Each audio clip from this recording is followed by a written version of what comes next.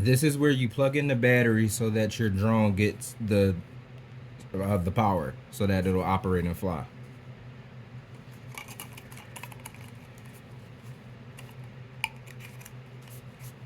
Okay, so it comes with two batteries. This is the battery. This is the cord to plug the battery. This is how you plug it in.